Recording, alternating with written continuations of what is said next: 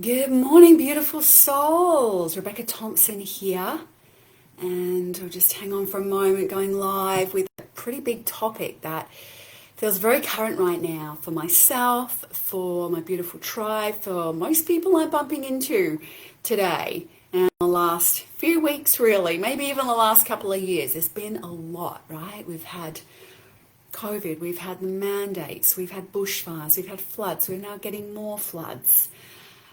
It's been a lot, and that is on top of everyone's usual stuff going on with family, business, relationships, health, all of that. I get that it's a lot. So how do you let yourself feel what's going on, not shut down to it, but not get compassion fatigue? Anyone felt that?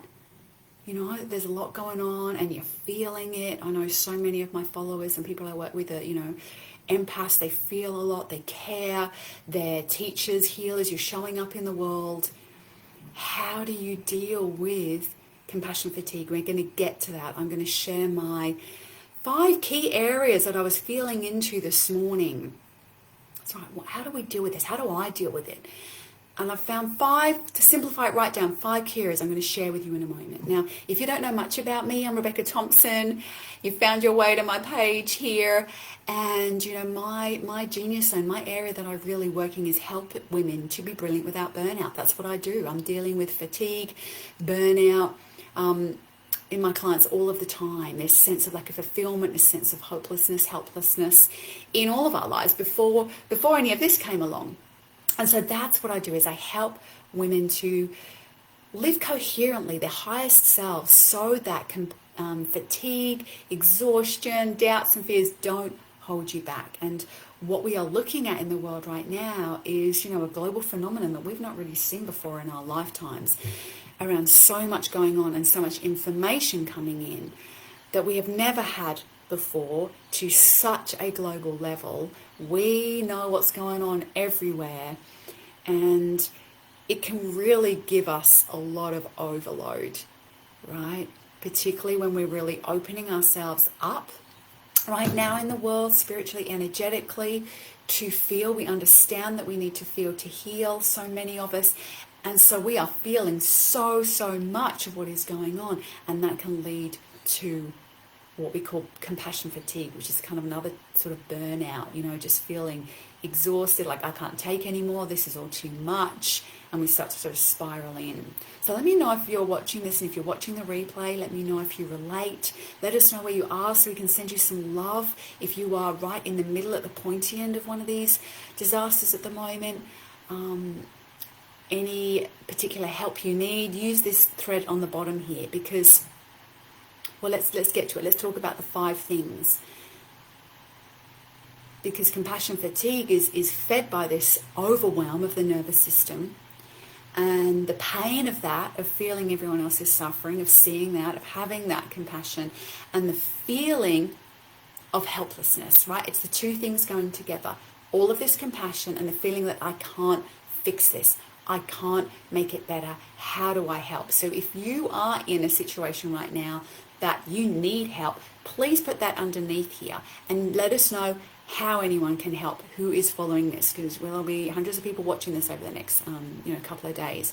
So please use this thread below to let us know how we can help if you are someone in that situation. Let's get to these 5 things. So the first thing is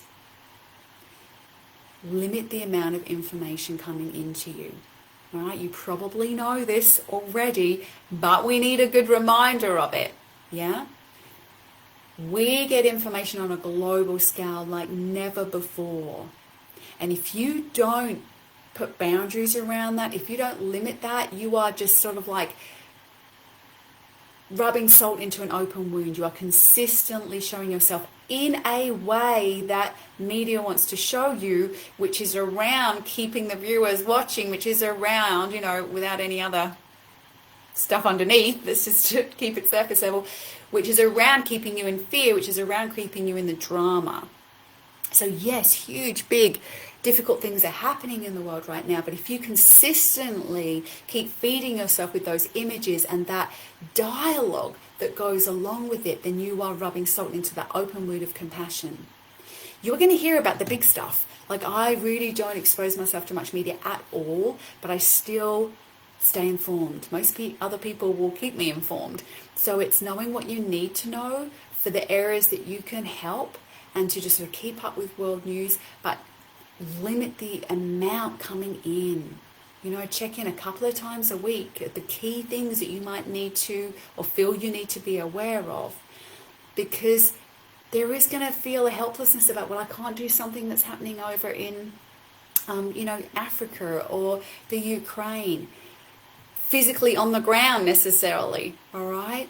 So it's about seeing where you can help. So the first thing, is just limit the amount of information coming at you. All right, if you've just joined us, we've just started really getting into these 5 areas or 5 things that you can do to be mindful of, to reduce compassion fatigue right now with so much going on in the world. So we have got limit the amount of information coming in. It's the first thing we've just explained. The second thing is actually get involved, do something to help. Now, sometimes we don't know what to do, which is why I said if any of you watching this right now are in a situation where you do need help, please put on down here specifics around how we can help you, anyone watching this.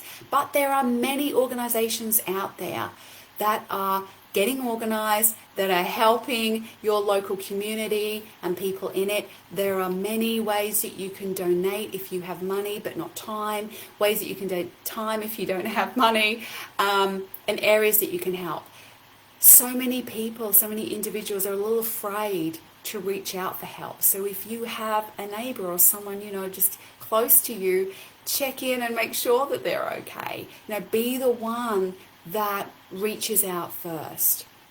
Be the one that goes to, the beaches. You may have seen a post that I shared here the other day where I was actually in tears on the beach because of so much of the debris that's washed up on our southern beaches here on Bribie Island.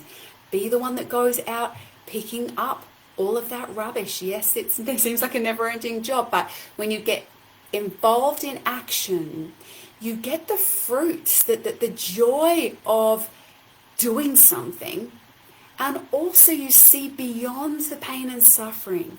Like myself and another dear friend helped another friend who had experienced a lot of the flooding.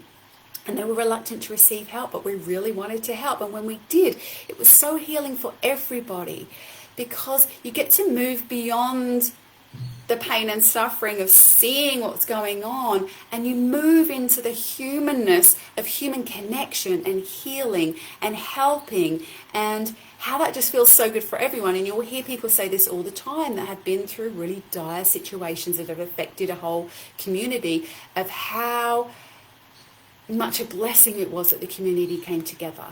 And so if you can get yourself involved, then that really goes so much a long way to reducing that feeling of helplessness, reducing that feeling of it's all too much. We have so much incredible capacity. So get yourself involved in whatever way, shape or form that looks. Don't just sit on the sidelines and worry about stuff. Get involved where you can, right? Because you can't get involved everywhere. Some things are just not for you. But there are areas that you can get involved. So that's 2 things. Switch off the media a little bit, limit what's coming in, and get involved in action. It doesn't have to look perfect. Imperfect action. I've been talking about with my tribe of beacons this morning. Get involved in imperfect action. Yep, doesn't have to look perfect. Something is better than nothing, always. The third thing, take time out to take time in. No matter, even if you're at the pointy end, stuff needs to be done, I get that, but still creating micro spaces, or longer if you can, to really drop in and come back to your center, whether that's in meditation for you, whether that's walking through nature, whether that's taking time just to do some journaling and feel into gratitude for what you can feel gratitude right now, whether it's doing some restorative yoga, whatever for you is your time in that brings a serenity and smooths down your nervous system, is really important in these times. You need to take time to recoup, because in these challenging times, the load is so big. If we don't disperse and take care of our nervous system, then it starts to build and we can crash, right? That's the compassion fatigue, that's the burnout later down the track. So take time in. That leads to number 4, which is to in that time give yourself time to really feel, particularly if you're someone who struggles to feel and knows that they tend to put a lid on their emotion because you just need to get doing and you need to get this shit done and we need to, I get that. There's a time for that, but there's also a time for allowing yourself to feel. Just like when I was crying on the beach the other day, picking up bottles, it's not a weakness to collapse into tears about the state of things, right?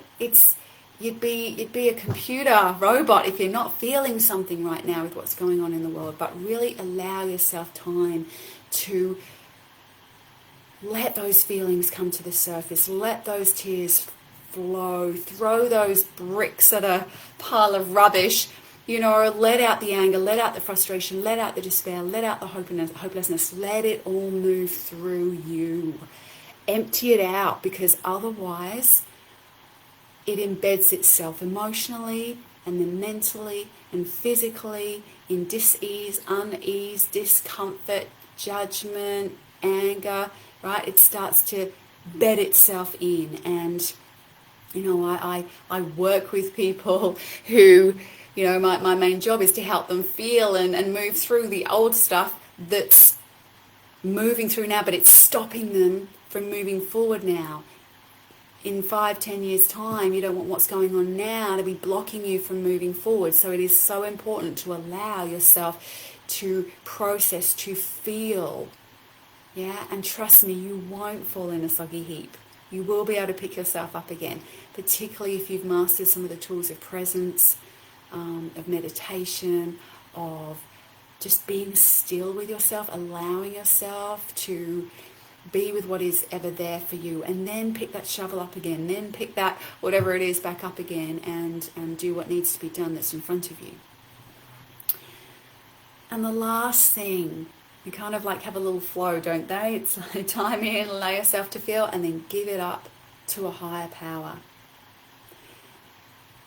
It might be new to you, that kind of giving it up to a higher power, praying, trusting that there is a greater power, the power that moves through you, that makes all of this work, that gives you divine intuition, that has grace flow into your life. Give it over to a higher power. You are not personally responsible for healing everyone else's wounds. You are not personally responsible for fixing all of the pain and suffering that you see in the world. You are responsible for dealing with this. You are responsible for coming into as much peace as you can and allowing a movement of your emotion through, so that you can consistently regain this foundation of peace, so that you know how best to show up in the world and to give up to God whatever your name is for a higher power, anything that it's not yours. It's not yours to deal with. It's not yours to fix. And trust that when you tap into that source, that higher power that is within you, you have the capacity to reach far and wide. Space and time and distance has no meaning when you tap into that source. So your beingness, your light, your peace, your compassion, when you are tapped into source and you are handing it over, and out of your humanness you're handing it over to that higher power, your compassion sitting here in your chair, your light sitting here, has the capacity to reach those communities on the other side of the world. And collectively, we have an incredible power to bring grace in, to bring those little miracle moments in where they're able to be received. And you are never going to necessarily know the effect of your action, but you have to trust. And if you've been on a personal spiritual path, you'll know what I mean. You'll have seen that playing out in your own life. Trust that can happen in a big scale. And yes, we're in a huge birthing transition right now of chaos into a whole new way of being. But we are in movement. We are in movement towards a new way. And your job, those of you I know that follow me, is to be that light. And remember that light's not about inaction. It's about showing up in the highest way for you. It is about getting involved. It is about taking action. It's about taking imperfect action. And it is also about taking those times in to be that unwavering peace that moves through the world in action. And to do that, you need to look after this soul self connection to you. Yeah? Good morning, beautiful Leslie. Just chatting to you on Messenger before. And if you are like, that all sounds great, but I have no idea how to connect in with my soul self. I don't know how to have time in. I'm just up here. So all that first stuff you said about, helping, switching off media, I've got it. But calming your nervous system, meditating, giving it over to God, letting my feelings through, I'm not so great at that stuff. Like, that's challenging for me. Then you're in the right place, because this is my area of genius. And we are doing some events regularly called Brilliance Without Burnout. We are going to be tapping into this sort of compassion fatigue. How do you tap into your unwavering peace? How do you hold that amidst all this changing chaos? That is the nature of the half-day events that we're running. We've got one coming up in Beachmere. We've got one coming up in North Brisbane, in a high and dry area. And we'll pop that link here below. You are going to learn foundational tools for holding yourself in these times of challenge when there's so much moving through, of allowing your emotion, of being able to show up in a more easeful, more impactful way without exhausting yourself in the process. Be pretty useful for most people right now, yes? So I don't know if my assistant is watching this right now. If you are, Tina, can you pop the link on below here, or we'll get that link on. Can't see that at the moment. Might just pop that on for you here. UPS. Let me see if I can remember it. She normally does all this for me. Let's see if that comes up right. Here's the link, beauties. It's only $47. You get to bring a friend for free, because we want to get this work into the hands. Look, she's done it before me. Well done. Thanks, Tina. Gorgeous woman. My amazing assistant. Shout out to you right now. She's done it. Thanks, gorgeous. We want to get this work into hands of as many women as we can. So that's like, it's $47, bring a friend for free. That's like $25 each. Everyone's got that pretty much. So get yourself along there. We're going to be, like I say, sharing these tools. You can then share these tools with your friends. We need women to be showing up in their highest right now. We need you to get you out of your fatigue, keep your empathy, right? We need to be talking about energetic boundaries. We need you to be able to communicate and show up in your highest. We need you to get over those doubts and fears so that your voice is heard. All of that is going to be in this half-day event. We're going to be sharing some foundational tools with you that you will notice the difference immediately, particularly if you're on the spiritual personal development path. Even if you've been on for one for a while, you are going to learn some new things here, all right? I guarantee it. Guarantee it. So check out that link, and we would love to see you at one of those events. Like I say, if you're at the pointy end of something right now, pop below where you are, what's going on for you, how can people get in touch, because there is a lot, and I know for those that want to help, sometimes it's confusing. Where do I help? How do I help? Let's clear that up, and get yourselves out there and help. Sending so much love to all of you, and if you are in my area, in that Brisbane, Sunny Coast area, like I say, there's a link down there. You can get yourself along to one of these events and learn some incredible embodied tools to really help with compassion fatigue, burnout, your own doubts and fears about showing up in whatever way you want to show up, about being seen and heard, about making more of an impact with less freaking effort. Yes, sound good? All right, love to see you there.